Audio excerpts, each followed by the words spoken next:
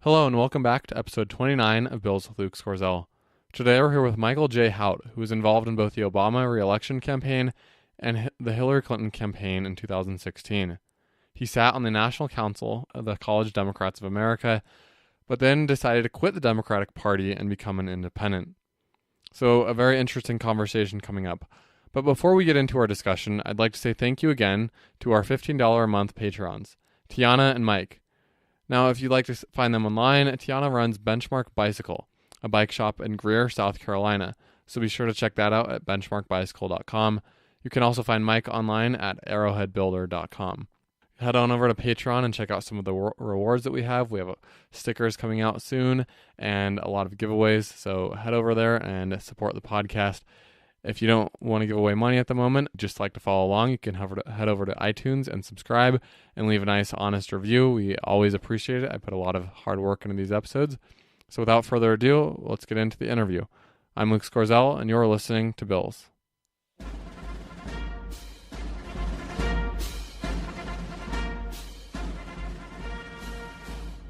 Hello and welcome to episode 29 of Bills with Luke Scorzell. During the 2016 election cycle, Michael J. Hout was a ranking college Democrat at the University of Massachusetts, Amherst. He was involved in Hillary Clinton's presidential campaign and served as the national chartering director for the College Democrats of America. But even after all of this, a lingering feeling of isolation spurred Michael to leave the Democratic Party and declare himself an independent and maybe even a conservative. Today, Michael joins us on the show. Thanks for coming on. Thanks so much for having me. I gave a pretty brief overview of your story, but I'd like to break it down a little bit on the show today. So let's start with, I guess, the basics. How long have you been a Democrat, actually? Well, I mean, I guess you could say I've been a Democrat my whole life, but up until last year. But in terms of actively being involved with the party, it was since about around 2012. I first got involved with the Obama reelection campaign in Atlanta. How did you get involved with that? I don't know. I just wanted to get involved with it. Yeah. No one really approached me. I just kind of, I knew that there were offices in the major cities, and I can't remember if Georgia was in play really or not, but I remember I was making a bunch of calls in North Carolina, and I was, mostly just doing that sort of thing, and met some people in that campaign who ended up, recruiting me for other campaigns like the Terry McAuliffe gubernatorial campaign in Virginia. And that's kind of how it all got started for me. You wrote an article for the Washington Post, and in it you really described this story, and then you also wrote for The Hill. And you mentioned this feeling of starting to feel out of place and a little bit isolated in the party. So did you start to feel that along the campaign trail in the Obama campaign and the Hillary Clinton campaign, or was that more once you actually got on campus? I would say I definitely felt that during campaigns at times, but I'd say I didn't feel it so much in 2012. That was more, a few years into it. I mean, maybe I felt, it's hard to really remember how I felt, 6 years ago or whatever. But I think that, certainly by the time I got involved with the Clinton campaign, I had already been having these feelings for probably a year or longer. And, when I got on campus, certainly that was exacerbated. And you really see kind of the most extreme examples of what I talked about in that article on campuses for the most part. Mm-hmm. So would you describe the college campuses then as being more to the left than the actual presidential campaigns themselves? Yeah, I'd say so. And I think, I think historically that holds true as well. And I think that also, within these campaigns there are factions. So that was something I really noticed in the Clinton campaign is you kind of had an old school, sort of like the Bill Clinton wing of the campaign. And then you had the sort of nouveau left, if you will, with not necessarily the Hillary Clinton wing, because she's kind of hard to pin down, some of the upper level people who were just more interested in getting votes in New Orleans and Arizona and Georgia than they were in Wisconsin and Pennsylvania, places that they took for granted. And, that was something that really stood out to me, because not only did we have this massive gap between the Bernie Sanders wing of the Democratic Party, despite him being an independent, of course, and the Hillary Clinton, so-called Hillary Clinton wing of the party, but also within the Clinton campaign, you had factions as well. And you describe the Bill Clinton faction as being more, I guess, classically liberal, and then you have the much more progressive Clinton and Bernie Sanders side of things, which I guess could be closer than together than they are to the Bill Clinton style. So did you identify then more with the more moderate classical liberal than you did with the progressive politics that we're seeing today? Yes, definitely, and I still do. I still call myself a classical liberal, even to this day as an independent. And many conservatives call themselves that. And I've met plenty of Democrats who call themselves that as well. And I'm not necessarily saying Bill Clinton's a classical liberal or anything. I'm just saying a lot of the same people, because of course on the campaign there were people who had been involved in the Bill Clinton administration or who were at least part of that old guard, so to speak, in the 90s. When Bill Clinton was this, great economic president who, all sorts of anecdotes I could bring up about, him in Arkansas and the death penalty and things today that you wouldn't associate with the left, let alone Hillary Clinton and his wife. And I think I certainly, yes, associate much more with the classical liberals than the progressives. So then ultimately, was it you then who left the Democratic Party, or it sounds more as though the Democratic Party was moving away from what you actually believed in for your entire life? Yeah, I mean, in the words of Reagan, the Democratic Party left me. Well, I'm paraphrasing him, whatever he said. I didn't leave the Democratic Party; they left me. Yeah, I mean, I think I talked about this a little bit in one of my pieces that you mentioned earlier, but I came from a Union family, a Catholic family, Massachusetts, prototypical, demographic that would have voted for John F. Kennedy, voted Democrat for many, many, many years. And recently, a lot of people in my family or who fit in those demographics, even some people in labor, which is crazy. And, certainly a lot of Catholics have moved to the right or at least moved away from the left because of, a very large shift in values that we've seen on that side of the spectrum. And so I really did feel like the party left me. I didn't leave even though I did literally leave the party, I didn't become a Republican. I'm still an independent to this day. And I think I'll probably remain an independent until one of the parties really impresses me. But as of today, neither are. Mm-hmm. So what were some of the reasons that you actually left the party? You talked a lot about the climate on college campuses, and then I believe on the Hill you actually cited maybe 3 reasons on why you'd actually decided to leave. But was it the policies that they were implementing, or more of this feeling of intersectionality that is really pervading the Democrats at the moment? I mean, it was a whole slew of things, but I would say that a lot of it was a question of priorities in the Democratic Party and my disagreeing with what those priorities ought to be, and seeing what they were increasingly for others in the party. I think there was also a certain amount of just recalibrating on my part and just kind of coming to the realization that, what, I joined the Democratic Party as someone who, admired people like John F. Kennedy, who, was a huge corporate tax cutter and who was tough on communism, and who, people like Hillary Clinton, Barack Obama, Joe Biden, what they were saying, a decade ago.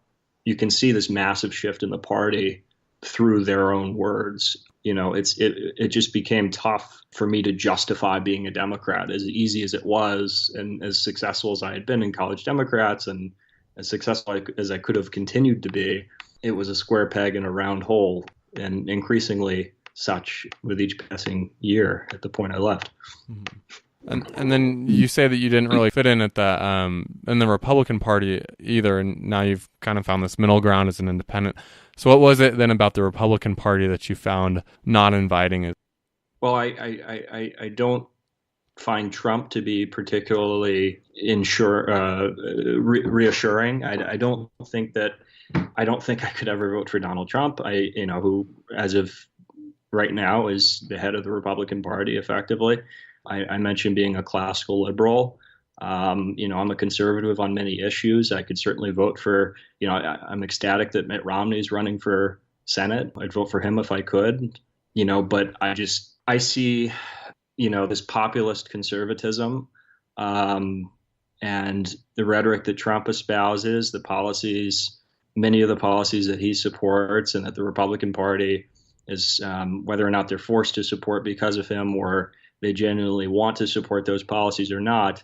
I just don't see the Republican Party as being in much better of shape than the Democratic Party, albeit for different reasons. At this point, I think both parties are in miserable shape, and I hope, for the sake of our democracy, that they both improve. But I just don't see the Republican Party as a great alternative at this point. So I'm happy as an independent.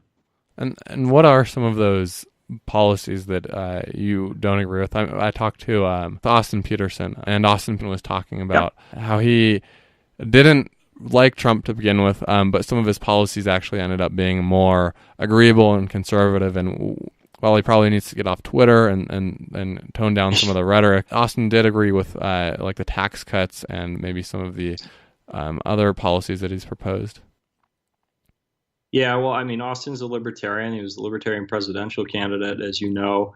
I don't think he would have agreed much with. I was reading in the Times today. I think Trump was calling for stronger background checks. Maybe it was the Wall Street Journal. I can't remember, but I don't think Austin would support that or any stronger efforts to implement anything that could be construed as gun control. And I'm not a libertarian, certainly, but I do think that a lot of Trump's rhetoric on immigration has been troublesome. I think that first and foremost, I mean, even more so, even above any particular policy, I think just his lack of qualifications and his sort of demeanor, the Twitter, like you mentioned, those aspects of his being really bothered me a lot more than I think any specific policy, because I think a lot of that's just the product of his administration. And, at the end of the day, yeah, maybe he'll end up being just a typical conservative, for 4 years or 8 years or whatever. But, I'd much rather it be Mitt Romney or someone, I hate to sound like a Mitt Romney homer, but it's just one example. But any conservative in there right now would be going about cutting taxes. I mean, and they'd be doing it much less, what's the term? Much more gracefully, I would say. So, I mean, there's a whole host of issues I disagree with him on, and I disagree with the left on. And so you see the precarious position I'm in. Mm-hmm. Yeah, certainly not the most deliberate or smooth politician, but he seems to get the job done when he needs to sometimes. Not with healthcare, but we'll see about that. So moving back to a little bit of your story, and you were again a high-ranking member of the College Democrats on the national level and then in Massachusetts. How exactly did you go about leaving the party? I mean, that's a pretty big move to just, I guess, resign or say, yeah, I'm essentially done with all of the stuff that you guys are standing for, even though I've been here for a few years now. Yeah, I mean, how did I go about it? Well, I mean, to be completely honest with you, I didn't give them a whole lot of notice. If I did it over again, I probably would have been a bit better about that, perhaps. But I had this, year or however long period of time was of introspective, just thought that I discussed in, I think both of those pieces that you mentioned. And after the election, I really just felt with the response to the election, the way that, the types of things that I was hearing from even people, who were higher ranked than me in College Democrats or who were, on the board as well as me, I just really felt like, even though I was, I voted for Clinton and I had been on the campaign and supported her, I just felt really like I was behind enemy lines, sort of, which was a strange sensation because, most of those people had not worked on the campaign in the same way, had not, or as intimately, but somehow, I remember being told by someone at one point that I wasn't allowed to be upset because I was a white cisgender straight male, and I said, no, well, I was very involved with the campaign. I think I am allowed to be upset. Thank you very much. But yeah, I mean, how I went about leaving, I guess the answer to that is those articles you mentioned. That was really kind of it. And then before I knew it, Washington Post called me after one of the earlier articles and said, "Oh, we just saw you on Fox News. Will you write an article for us?" And I'm like, "Oh, I was on Fox News. I didn't, that's interesting." So it happened kind of fast. I didn't really think it was going to, amount to anything like in terms of going viral or whatever this would be considered, but it resonated with a lot of people, I guess. And I still am hearing from people just about every day who say, I left the Democratic Party just like you, some even in college Democrats. So, I certainly wasn't the only one to do that.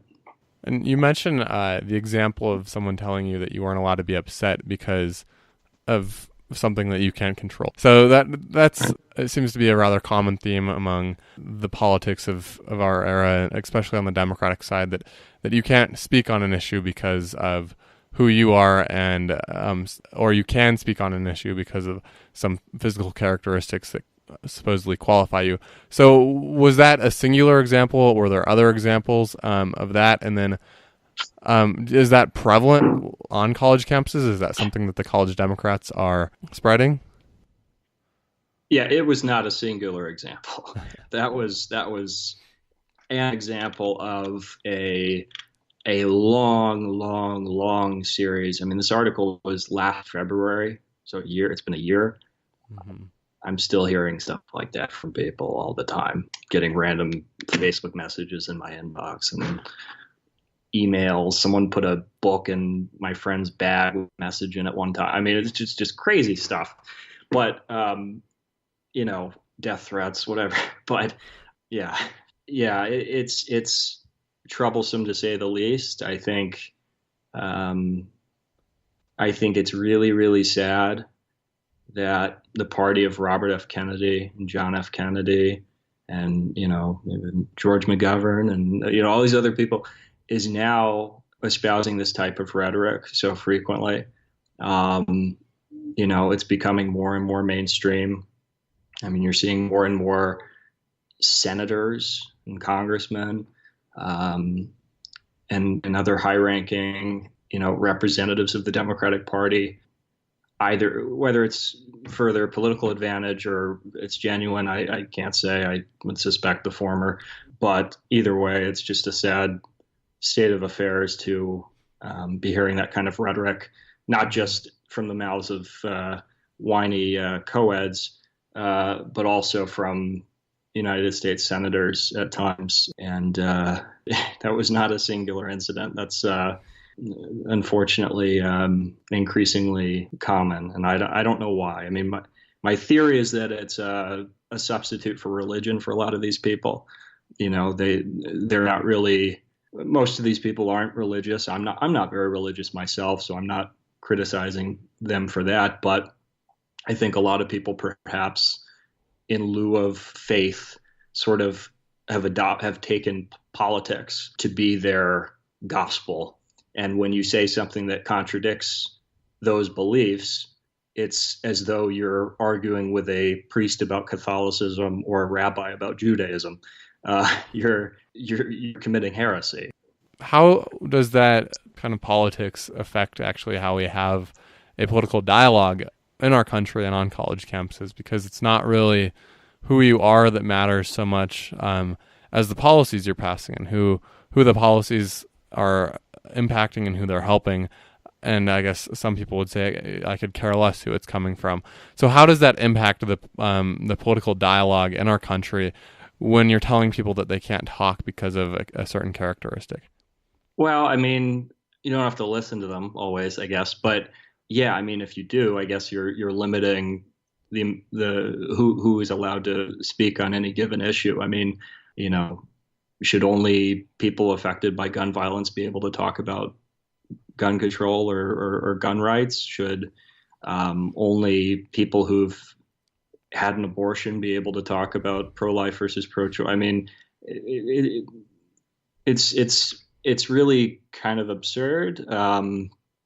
And I think most adults who practice common sense don't really subscribe to the notion that people who look like you or me shouldn't be allowed to speak because of some obscure, well, I don't know what to call it, but privilege. It's just, I mean, I've gotten a platform. You've got this platform here. Clearly we're still able to speak. We're still able to be heard. There might be some people who stick their fingers in their ears and scream, every time, I open my mouth, but it's not going to stop me from speaking. Definitely, and I think that's important for the dialogue in our country and the First Amendment. So obviously, again, we've established this kind of presence of an overwhelming partisanship on college campuses. And what can and should be done to move our politics back towards the center of the aisle as opposed to on the far left? Or at least, what do we need to do to normalize debate between the two sides? So you're talking about it on college campuses specifically, or just in general? Yeah, in general, and then specifically, I guess, on college campuses, since you have that firsthand experience. I think that we need to hear each other out, and we need to not be offended by opposing viewpoints. We need to get tougher skin, and we need to teach people to, respectfully disagree again. I don't know. I mean, I guess on a more practical level, we need to elect more moderates. But then, and if so many politicians are controlled by their constituents, and so many of their constituents are people who are part of this huge problem, then maybe that's easier said than done. As far as college campuses go, I mean, there are some great organizations on a lot of campuses. When I was at UMass, I would go over to Amherst. I took classes there as well, and I was part of a group called the Amherst Political Union, which was just literally just a group of students who met every Tuesday night and just debated. And there were some people in there who were, pretty far to the left. It's a global college. Like, there are people from all over the world there. And so we'd get, people from communist countries and socialists from Europe. And it was always very interesting. But people were respectful of one another. And we need more of that. Obviously people have to choose to go to that. So the people who are the most intolerant of opposing viewpoints probably won't go to a club like that. So I think it really becomes incumbent on college presidents and faculty, professors, to really try to instill that in the classroom, where 100% of students will be in one or another. And I think the University of Chicago is a great example of this, of really, encouraging the right way to go about, having a debate. And I was able to attend a great conference on free speech at the University of Chicago last spring, and I hope more colleges and universities follow their lead. And you mentioned the professors, and obviously they have their own political views most of the time. Was it unique in that club at Amherst that was had people from all sides of the aisle? Was that unique to that club, or did you also notice in classrooms that it was more open, or were the classrooms a totally different experience?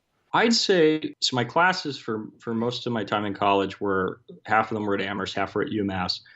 I would say but then I took some classes at Mount Holyoke and Smith as well, far fewer. But I would say that the best classroom environments I had were probably at Amherst. Now, if you read campus news, campus conservative news, you'll see 4 or 5 examples of crazy things happening at Amherst last year, and there certainly um, is that segment of the campus population.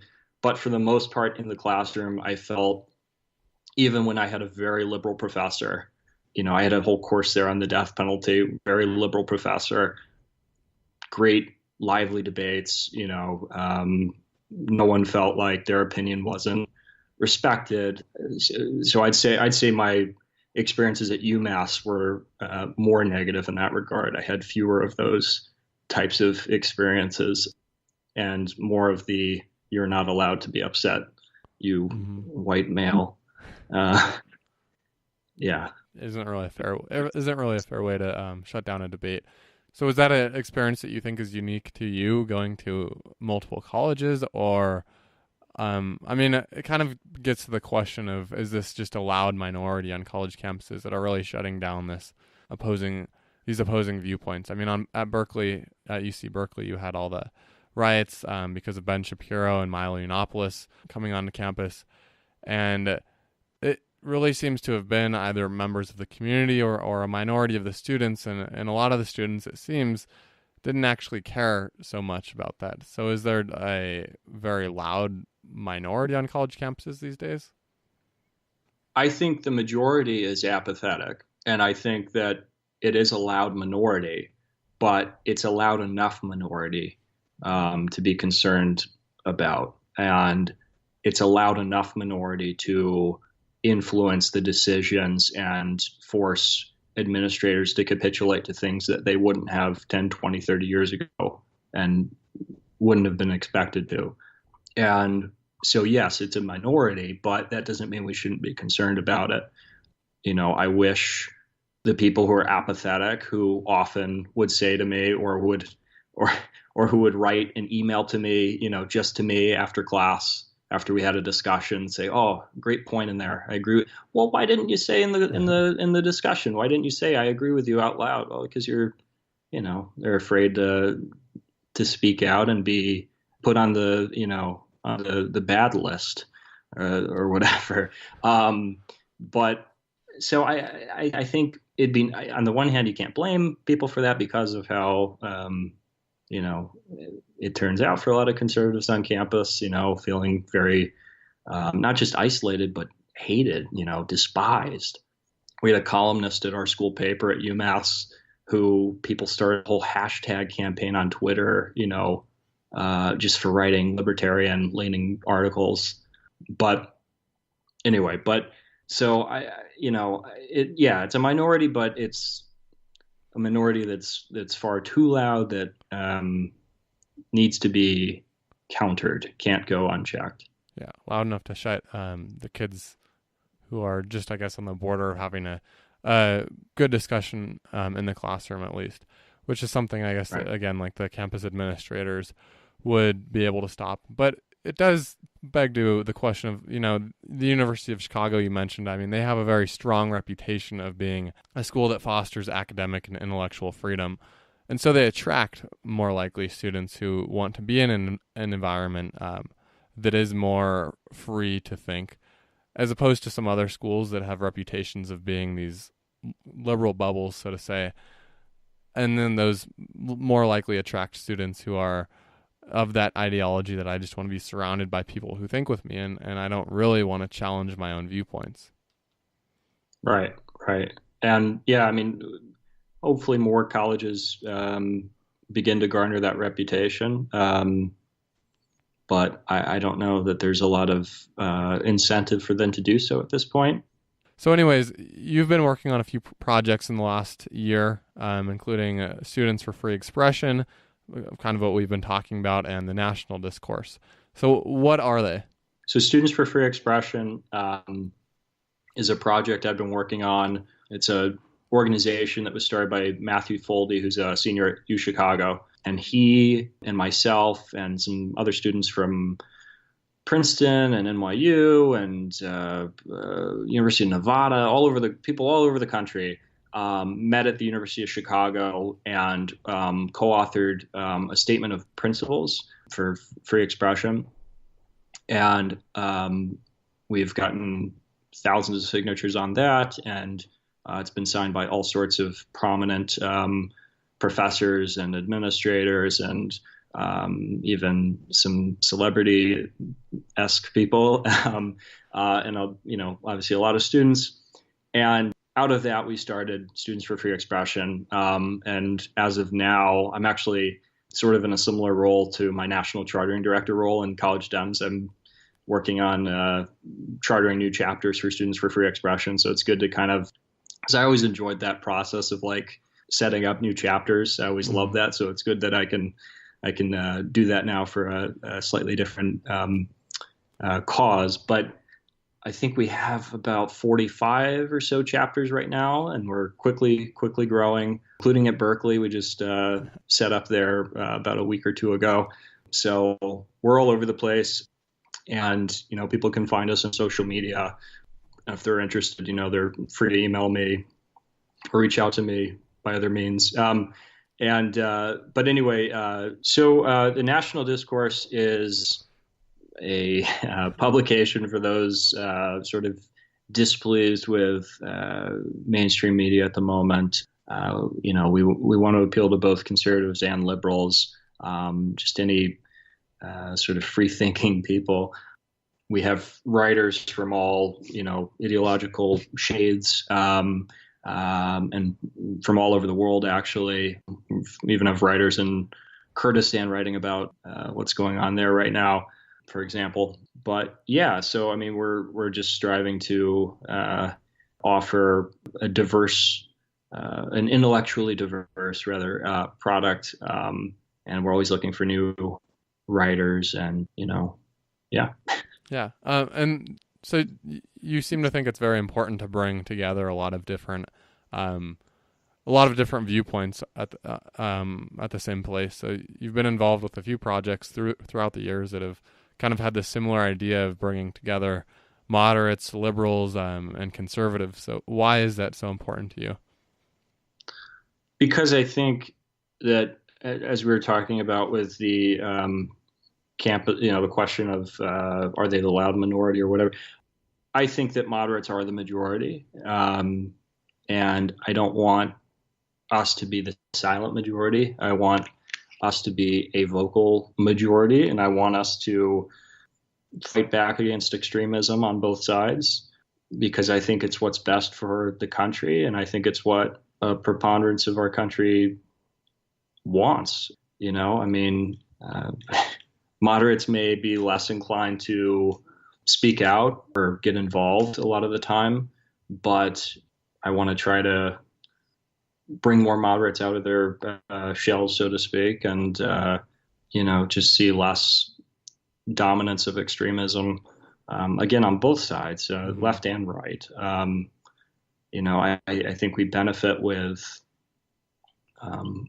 more moderate representatives in government, and I think we benefit with more moderate voters and more moderate voices generally. And so, that's always been sort of a goal of mine. I don't know how successful I've been, but, I definitely would like to see more moderates speaking up.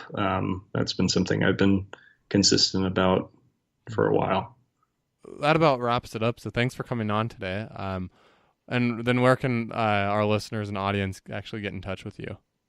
Yeah, and thanks for having me on. Your listeners can get in touch with me on Twitter. It's at Michael J. Hout, or they can feel free to email me. It's just michaeljhout@gmail.com. That's spelled Hout, which is the Dutch word for wood, I'm told. But yeah. Yeah. Well, thank you. Thank you. And that was our episode with Michael J. Hout. So thank you so much for listening. If you'd like to head over to iTunes and leave a nice, honest review, I greatly appreciate it. A lot of hard work went into this episode.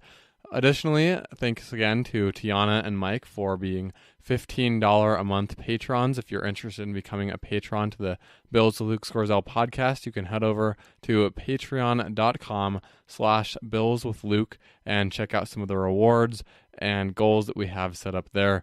It would mean a lot if you would head over there and check that out.